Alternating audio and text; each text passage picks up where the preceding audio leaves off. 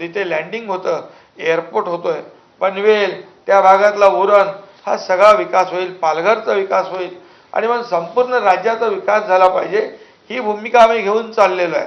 आणि म्हणूनच या ठिकाणी आज त्यांची जी काही पोटतिडीक आहे त्यांना कळलेलं आहे की ठीक आहे, आता एकदा ते ज्यांनी संविधान बदलणार म्हणून खोटं नॅरेटिव्ह तयार करून लोकांमध्ये भीती निर्माण करून आरक्षण तुमचं जाणार म्हणून आता लोकांनी ज्यांनी मतदान केलंय तेही आता पस्तावलेत.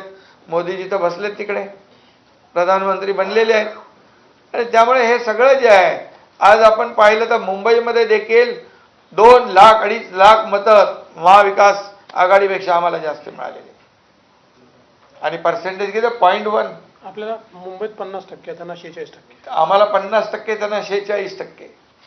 आणि टोटल मतांचं 0.3% डिफरन्स आहे.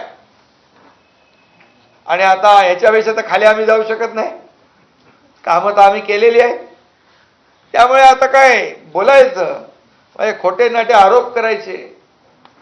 संविधानाचं केलं, आता काय स्वाभिमान, कसला स्वाभिमान, कुठं घाण टाकला तुम्ही, कधी ठेवला? स्वाभिमान असला तर 2019ला तुम्ही घाण टाकला नसता. बाळासाहेबांचे विचार घेऊन आम्ही पुढे निघालो, सरकार बनवलं, लोकांच्या मनातलं सरकार बनवलं, म्हणून आज त्यांच्यापेक्षा आम्हाला मतं लोकांनी जास्ती दिली आहे. त्यांचा 42% स्ट्राईक रेट आहे, आमचा 47% स्ट्राईक रेट आहे.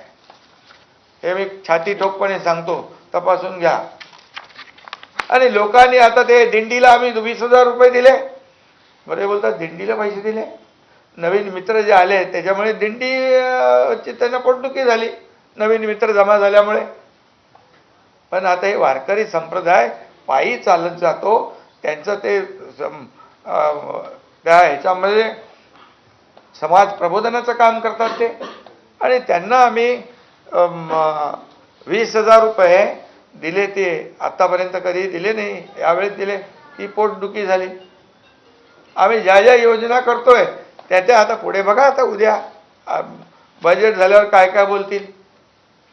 त्यामुळे आम्ही तुम्हाला सांगतो, गेले 2 वर्षामध्ये केलेले जे काम आहे त्या कामाच्या जोरावर आणि आता येणाऱ्या अर्थसंकल्पामध्ये देखील आम्ही लोकांच्या